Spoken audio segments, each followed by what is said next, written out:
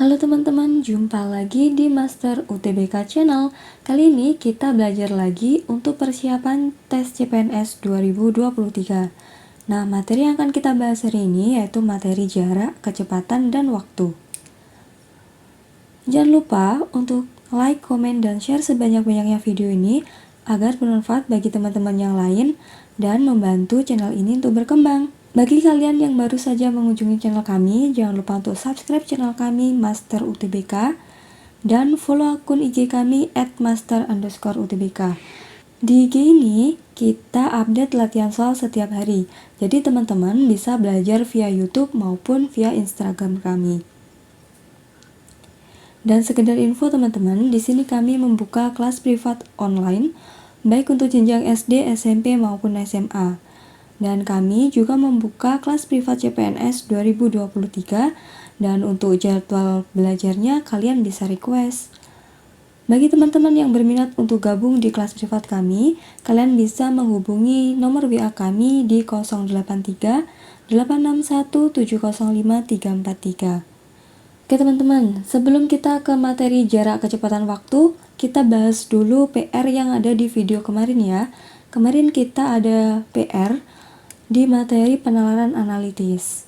Nah, PR-nya di nomor 15. Oke, langsung saja kita bahas ya. Pernyataan berikut yang tidak tepat adalah yang mana? Oke, kemarin disajikan bacaan ini untuk nomor 12 sampai 15. Nah, kemarin kita kan sudah mengidentifikasi ya. Untuk kriterianya kemarin ada kreatif, lalu ada kepemimpinan, dan juga ada kesehatan, lalu yang terakhir ada kerajinan. Nah, ini langsung saya tuliskan aja ya untuk urutan dari kriterianya. Bagi teman-teman yang kemarin belum menyimak caranya untuk mengurutkan informasi yang ada di bacaan, kalian bisa menontonnya di video penalaran analitis part 3. Untuk linknya bisa kalian klik di link deskripsi video ini ya. Yang pertama, kriterianya kreatif. Kemarin untuk yang paling kreatif adalah Hasan, kemudian disusun oleh Anto, lalu yang terakhir adalah Rudi. Untuk kriteria kepemimpinan, yang mempunyai skill kepemimpinan paling tinggi adalah Rudi, kemudian disusun oleh Anto, dan yang terakhir ada Hasan. Lalu untuk kesehatan yang paling baik adalah si Rudi, kemudian disusul oleh Hasan, lalu disusul oleh Anto. Kemudian untuk kerajinan, yang pertama ada si Rudi, lalu disusul Hasan, lalu disusul oleh si Anto. Ya, sekarang kita ke nomor 15 ya. Di sini kita disuruh mencari pernyataan yang tidak tepat berdasarkan bacaan ini. Kita eliminasi jawaban satu persatu. Kita simak dulu opsi yang A. Anto dan Hasan masih kalah sehat dibandingkan dengan Rudi. Kita lihat di sini untuk kesehatan. Kesehatan di sini yang paling sehat adalah Rudi. Berarti untuk pernyataan yang pertama ini benar. Anto dan Rudi mengalahkan Hasan dalam hal kepemimpinan. Kalau kita lihat di sini di kriteria kepemimpinan, memang yang paling rendah untuk skill kepemimpinannya adalah si Hasan. Maka untuk pernyataan yang di opsi B ini benar. Kita lihat opsi yang C, tidak ada yang mengalahkan Hasan dalam hal kreativitas. Berarti dengan kata lain, yang paling kreatif adalah si Hasan. Kita lihat poin untuk yang kreatif, dan di sini benar Hasan yang paling kreatif. So, untuk pernyataan yang C ini bernilai benar. Lalu untuk opsi yang D, kekurangan Anto dibandingkan dengan Hasan dan Rudi adalah dalam hal kerajinan dan kesehatan. Kita lihat untuk poin kerajinan dan kesehatan. Kerajinan di sini yang paling kurang rajin adalah si Anto, dan untuk poin kesehatan yang kurang sehat juga si Anto. Jadi untuk poin D ini bernilai benar. Lalu yang terakhir untuk opsi yang E. Anto masih lebih rajin daripada Hasan dan lebih baik dalam memimpin. kita bandingkan Anto dan Hasan dalam kriteria kerajinan dan kepemimpinan. Nah, untuk poin rajin, Hasan ini lebih rajin daripada Anto. Nah, di pernyataan ini dinyatakan bahwa Anto masih lebih rajin daripada Hasan. Berarti yang ini salah ya. Lalu di sini ada kata penghubung dan lebih baik dalam memimpin. Kalau dalam memimpin ini benar Anto yang lebih baik daripada Hasan, tapi untuk poin yang kerajinan tadi si Anto itu tidak lebih rajin daripada si Hasan. So, pernyataan yang tidak tepat untuk nomor 15 ini adalah opsi yang E. Jadi jawabannya untuk nomor 15 adalah yang E. Selamat bagi teman-teman yang jawabannya benar. Nanti jawaban kalian akan kakak pin di kolom komentar di video penalaran analitis part 3. Bagi teman-teman yang masih bingung, kalian bisa tanya di kolom komentar atau DM di IG kami @master_udbk. Oke teman-teman, kita lanjutkan ya. Sekarang kita bahas tentang jarak, kecepatan, dan waktu. Kalau di materi matematika dan fisika, biasanya jarak, kecepatan, dan waktu ini masuk ke materi GLB. GLB itu gerak lurus beraturan. Nah, untuk rumusnya, untuk mencari jarak, kita bisa menentukannya dari kecepatan dikalikan dengan waktu. Nah, biasanya digambarkan dengan segitiga seperti ini. Di sini ada J, K, dan W, di mana J itu jarak, K itu kecepatan, dan W adalah waktu. Nah, di sini kalau kita mau cari jarak, maka langkah yang bisa kita lakukan yaitu mengalihkan antara kecepatan dengan waktu. Kemudian kalau kita mau cari kecepatan, maka kita bisa mencarinya dari jarak dibagi dengan waktu. Kalau kita mau cari waktu, kita bisa mencarinya dari jarak dibagi dengan kecepatan. Ini rumusnya secara umum ya untuk gerak lurus beraturan. Nah, biasanya di CPNS itu ada rumus berpapasan dan rumus menyusul. Kita bahas satu-satu ya teman-teman. Kasus yang pertama yaitu kita mencari waktu berpapasan, di mana berangkat dalam waktu yang sama. Nah, untuk rumus yang bisa kita gunakan yaitu ini. Waktu berpapasan bisa kita cari dari jarak total dibagi dengan kecepatan total. Nah, di sini ada contoh kasusnya ya. Coba kita kerjakan bareng-bareng. Adit akan berangkat dari Mataram menuju Selong dengan jarak 60 km. Sedangkan Fatir dari Selong menuju Mataram.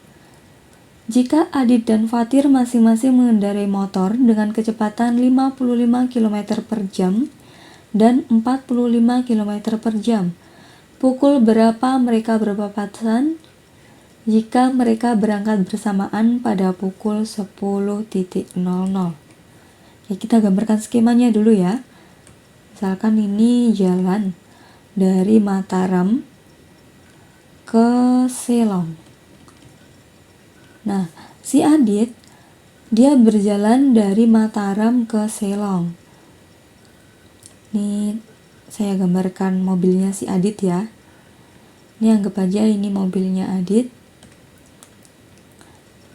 Nah, Adit di sini dia akan mengendarai dengan kecepatan 55 km per jam.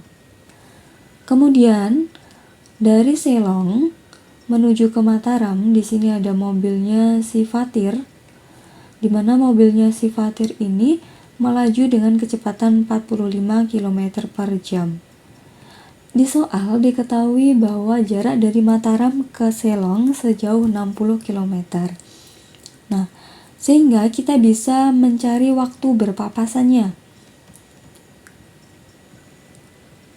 Caranya yaitu dengan jarak total dibagi dengan V total. Nah, jarak totalnya tadi kalau dari Mataram ke Selong 60 km. Nah, untuk kecepatan totalnya berarti kecepatannya si Adit kita jumlahkan dengan kecepatannya si Fatir. Aditnya 55 ditambahkan dengan 45. Satuannya kilometer per jam ya. Sehingga di sini kilometer bisa kita coret dengan kilometer. Oke, berarti di sini tinggal 60 per 100. Sehingga ketemu 0,6 jam. Sekarang kita konversi dulu teman-teman. 0,6 jam itu berapa menit? Caranya, kalau 1 jam itu kan ada 60 menit. Berarti 0,6 ini kita kalikan dengan 60 menit. Sehingga ketemu 36 menit. Nah, dengan demikian, setelah 36 menit perjalanan, mereka akan berpapasan. Maka, kalau dia berangkat pukul 10.00, mereka akan berpapasan pada jam 10.36. So, jawabannya adalah opsi yang D. Kita lanjut lagi ya. Sekarang kita ke kasus yang kedua. Di sini yang ditanyakan tetap waktu berpapasan, tapi kasusnya agak beda karena waktu berangkatnya berbeda. Nah, untuk rumusnya yang bisa kita pakai adalah jarak total dikurangi dengan selisih jarak dibagi dengan kecepatan total. Contoh kasusnya seperti ini teman-teman. Adi berangkat dari kota A menuju kota B yang berjarak 159 km pada pukul 7.30 dengan mengendarai sepeda motor yang kecepatan rata-ratanya 48 km per jam. Seno berangkat dari kota B menuju kota A dengan sepeda motor dengan kecepatan rata-rata 60 km per jam. Jika Seno berangkat setengah jam setelah perjalanan Adi, pada pukul berapakah mereka akan berpapasan? Kita gambarkan dulu skemanya ya. Di sini ada kota A ke kota B. Nah, Adi ini berangkat dari kota A. Saya gambarkan orangnya aja ya. Di sini ada Adi. Nah, Adi di sini dia berangkat pukul 07.30.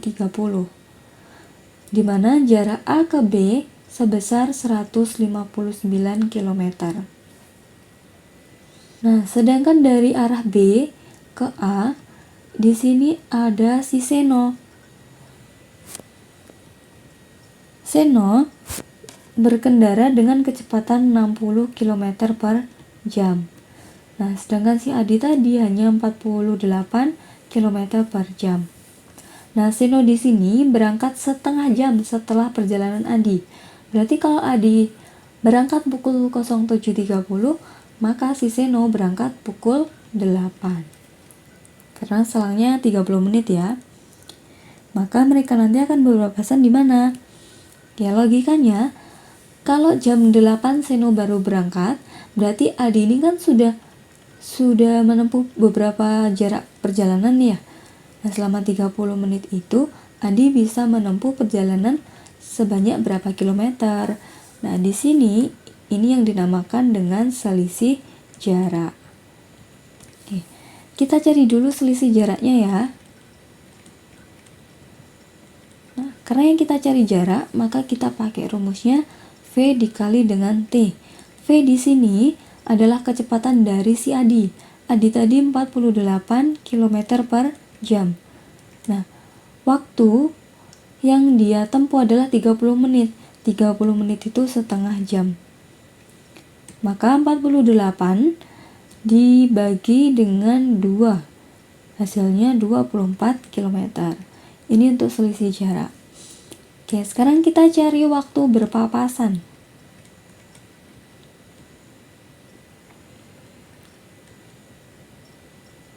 Kita cari dengan rumus jarak total dikurangi dengan selisih dibagi dengan V total. Yuk kita masukkan teman-teman. Jarak totalnya tadi 159 dikurangi dengan selisihnya 24 dibagi dengan V total. V totalnya tadi 48 ditambahkan dengan 60 yaitu 108. Sehingga di sini ketemu 135 dibagi dengan 108. Nah, ketemunya 1,25 jam. Nah, 1,25 jam itu artinya 1 jam 0,25 kan seperempat jam ya. Seperempat jam itu 15 menit. Nah, sekarang kita jumlahkan dari 1 jam 15 menit ini dengan waktu perjalanan dari Seno. Jadi kalau Seno tadi berangkat pukul 8, maka 1 jam 15 menit kemudian adalah pukul 9.15. So, jawabannya adalah opsi yang E. Jangan lupa untuk like, komen, dan share sebanyak-banyaknya video ini agar bermanfaat bagi teman-teman yang lain. Dan bagi teman-teman yang belum paham, kalian bisa tanya di kolom komentar atau DM IG kami di @master_utbk. Oke teman-teman, kita lanjut lagi ya. Sekarang kasusnya waktu menyusul. Jadi kalau menyusul arahnya itu sama. Misalkan dari kota A ke kota B, maka nanti yang pertama sama yang kedua sama-sama dari kota A ke kota B. Nah, untuk rumusnya sendiri, kita pakai rumus selisih jarak dibagi dengan selisih kecepatan. Contoh kasusnya seperti ini. Ali berada 30 meter di belakang Budi yang sedang berlari dengan kecepatan 3 meter per sekon. Jika Ali mengejar Budi dengan kecepatan 5 meter per sekon, hitung setelah berapa detik Ali mampu mengejar Budi.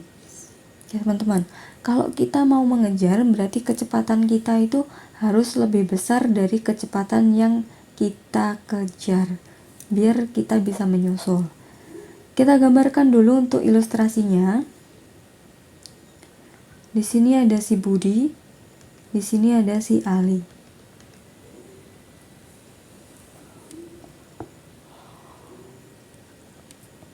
Untuk jaraknya dari orang tersebut adalah 30 meter ya, antara si Ali sama si Budi. Nah, untuk kecepatannya si Budi, dia hanya 3 meter per sekon, sedangkan si Ali 5 meter per sekon. Maka kita bisa mencari waktu menyusul,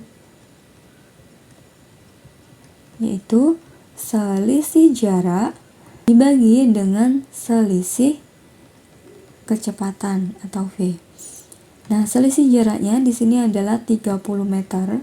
Kemudian selisih kecepatannya yaitu 5 dikurangi 3 meter per sekon. Sehingga ketemu 30 per 2. Ini meter, kita coret jadi sekon. 30 bagi 2 hasilnya 15 sekon. So, jawabannya adalah yang C.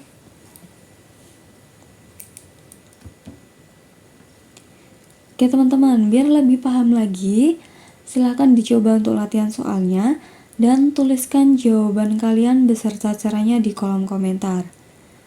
Bagi jawaban yang benar, nanti akan kakak pin di kolom komentar. Dan untuk pembahasannya bisa kalian saksikan di video selanjutnya. Oke teman-teman, sekian dulu untuk pembahasan jarak kecepatan waktu part 1 ya.